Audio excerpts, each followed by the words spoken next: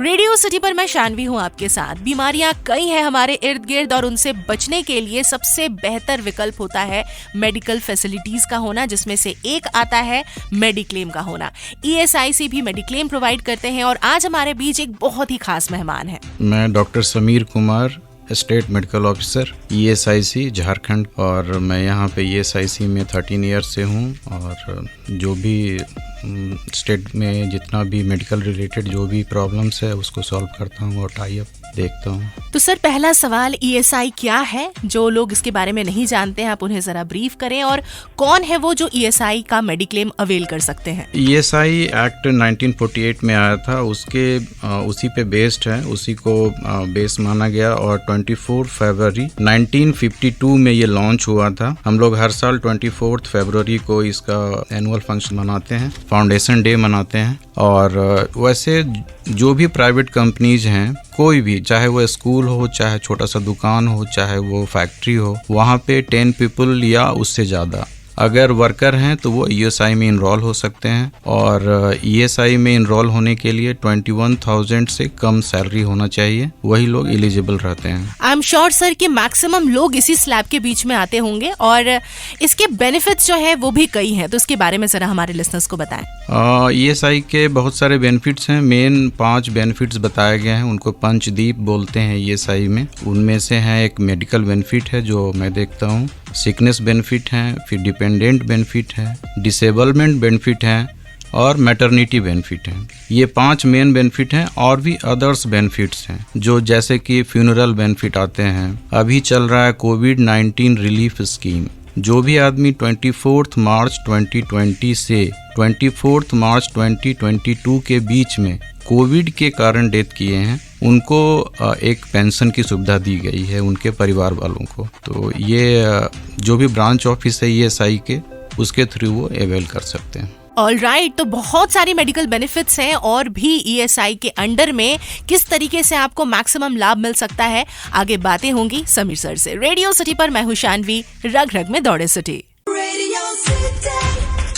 Radio city पर मैं शानवी हूँ आपके साथ और आज हमारे बीच है डॉक्टर समीर कुमार, जो कि ESIC हॉस्पिटल्स के स्टेट मेडिकल ऑफिसर हैं। तो सर, पहचान कार्ड क्या है, ये कैसे काम करता है और ये क्यों जरूरी होता है? हाँ बिल्कुल, मेडिकल बेनिफिट्स में मेन पेशेंट्स के पास एक IP कार्ड होता है, उसे हम लोग पहचान कार्ड बोलते हैं। A4 साइज पेपर में एम्प्लॉयर, जो भी एम्प्लॉयर हैं वो निकाल कर देते हैं। और उसमें आजकल क्या हो रहा है, मैक्सिमम पेशेंट्स का उसमें फ़ोटो नहीं रहता है, अटेस्टेड फ़ोटो। वो फ़ोटो अटेस्टेड होना बहुत ज़रूरी है, IP का सिग्नेचर और उसके नीचे फ़ोन नंबर, इतना चीज़ रहेगा तभी वो IP कार्ड वैलिड माना जाता है। और वो कार्ड लेकर कोई भी टाई अप अस्पताल में उनको तभी जाना है जब इमरजेंसी कंडीशन है। अगर इमरजेंसी नहीं है तो उनके कार्ड में लिखा होता है या तो डिस्पेंसरी का नाम या फिर IMP का नाम। वो पहले IMP के यहाँ जाएंगे या डिस्पेंसरी जाएंगे। वो अगर ट्रीट नहीं कर पाते हैं तो या तो वो ESI अस्पताल में, जो भी ESI अस्पताल है स्टेट में, जैसे अभी ESI हॉस्पिटल नामकुम रांची में है, ESI हॉस्पिटल आदित्यपुर जमशेदपुर में है, वहाँ जा सकते हैं। बोकारो में भी 100 बेड का खुलने वाला है और धनबाद मैथन में है। इन जगहों पे पहले भेजा जाता है। अगर वो भी ट्रीट नहीं कर पाते हैं तो जितने भी टाई अप हॉस्पिटल्स हैं सारे झारखंड में, वहाँ वो जाकर अपना ट्रीटमेंट ले सकते हैं और वहाँ पे उनको भेजा जाता है। या फिर इमरजेंसी कंडीशन में ऐसे भी खुद भी जा सकते हैं। इमरजेंसी कंडीशन मतलब हुआ हार्ट अटैक आना, पैरालिसिस हो जाना, या फिर रोड ट्रैफिक एक्सीडेंट हो जाना, एम्प्लॉयमेंट इंजरी हो जाना, ये सब कंडीशन में वो डायरेक्ट जाकर भी भर्ती हो सकते हैं। ऑलराइट, बातें जारी रहेंगी आज डॉक्टर समीर कुमार से। रेडियो सिटी पर मैं हूँ शानवी, रग रग में दौड़े सिटी। रेडियो सिटी पर मैं शानवी हूँ आपके साथ और जब जरूरत आन पड़ती है उस टाइम पर मेडिकल फैसिलिटीज में एक नाम यानी कि मेडिक्लेम, ये बहुत इंपॉर्टेंट रोल प्ले करता है किसी भी इंसान के लिए। एक तो बीमारी, ऊपर से इतना ज्यादा बिल। तो भाई आज हमारे बीच है डॉक्टर समीर कुमार, जो कि स्टेट मेडिकल ऑफिसर हैं ऑफ ESIC हॉस्पिटल्स। ESI क्या है, इसके बेनिफिट्स के बारे में इन्होंने बताया। पहचान कार्ड कैसे काम करता है, इसके बारे में सर ने बताया। तो सर ये बताइए कि छोटे जिलों में जहां पर कम इंश्योर्ड पर्संस होते हैं, वहां लोग मेडिकल सुविधा ठीक से नहीं ले पाते, तो उनके लिए क्या फैसिलिटीज है? तो उसके लिए गवर्नमेंट ने किया है कि एक आयुष्मान से टाई अप किया है। छोटे छोटे जो भी ज़िले हैं जैसे कि गुमला है, चतरा है, सिमडेगा है, चाईबासा है, पाकुड़ है, गोड्डा है, दुमका है, इन सभी जगहों पे जो भी आईपी कार्ड है वही आयुष्मान कार्ड भी है। किसी भी आयुष्मान हॉस्पिटल में जाकर वो इंडोर की सुविधा ले सकते हैं। आयुष्मान में केवल इंडोर का सुविधा होता है, उसमें ओपीडी नहीं होता है। ओपीडी के लिए एक नया पोर्टल आया है, उसे बोलते हैं ई संजीवनी पोर्टल। ई संजीवनी पोर्टल पर जाकर वॉइस से भी और वीडियो से भी जैसे चाहें वो अपॉइंटमेंट, उस पर टाइमिंग रहता है, उस टाइमिंग में जाकर वो अपना OPD consultation concern specialist doctor से ले सकते हैं। अगर किन्हीं आईपी के पास अगर ये सुविधा नहीं है जो वीडियो कॉल कर पाएँ या रजिस्टर कर पाएँ तो उनके एम्प्लॉयर ये सुविधा दे सकते हैं। तो ये एक अच्छा चीज़ है और इस संजीवनी के थ्रू अगर ओपीडी कंसल्टेशन लेते हैं जो भी दवा में खर्च आता है वो रिइंबर्स भी हो सकता है। ऑलराइट, बातें जारी रहेंगी आज डॉक्टर समीर कुमार से जो कि स्टेट मेडिकल ऑफिसर हैं ऑफ ईएसआईसी हॉस्पिटल्स। मैं हूं शानवी, रग रग में दौड़ सिटी। रेडियो सिटी पर मैं शानवी हूँ आपके साथ और हमारे बीच है आज डॉक्टर समीर कुमार जो कि स्टेट मेडिकल ऑफिसर हैं ऑफ ईएसआईसी हॉस्पिटल्स।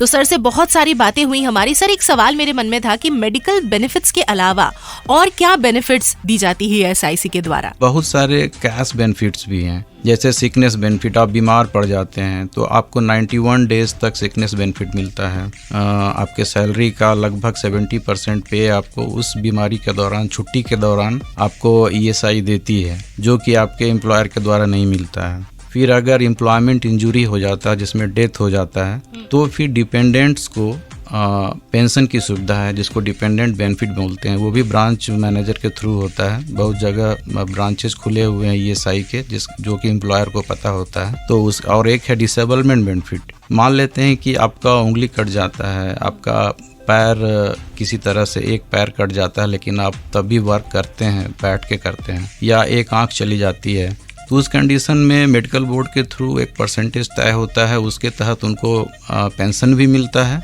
और उनकी अपनी सैलरी भी मिलती रहती है। तो एक डिसेबलमेंट बेनिफिट भी है। डिसेबलमेंट टेम्पररी भी होता है, परमानेंट भी होता है। टेम्पररी जब तक होता है तब तक मिलता है, परमानेंट वाले में आजीवन मिलता है। और एक मैटरनिटी बेनिफिट है जिसमें कि माताओं को जो प्रेग्नेंट होती हैं उनको 26 वीक्स का सैलरी मिलता है।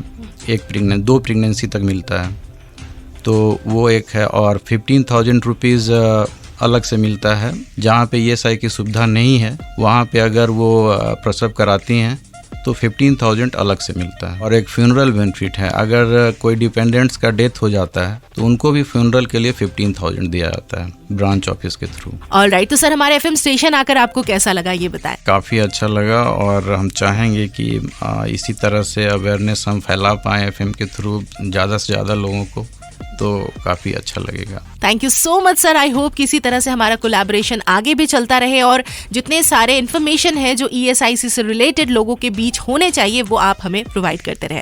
बल्कि थे आज हमारे साथ डॉक्टर समीर कुमार जो कि स्टेट मेडिकल ऑफिसर थे ऑफ ईएसआईसी हॉस्पिटल्स। मैं हूँ शानवी, रग रग में दौड़े सिटी।